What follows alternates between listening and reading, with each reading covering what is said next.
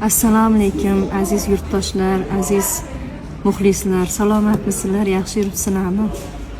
21 dekabr kuni Farg'onada Islom Karimov san'at saroyida konsertimizni e'lon qilganmiz.